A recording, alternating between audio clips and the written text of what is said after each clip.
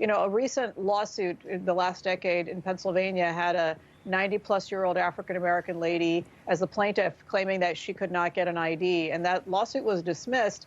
And then the next day, she was able to go get an ID. She was able to go get an ID using an old Medicare card, and it was no problem. So today in the United States, all of the states that I'm aware of that have voter ID laws, they either give it to you for free if you're not getting a driver's license, or they somehow otherwise assist people in getting it. And I think that's very important. And so there really are no barriers. This is simply an excuse by the Democrats to decrease the security and integrity of our voting.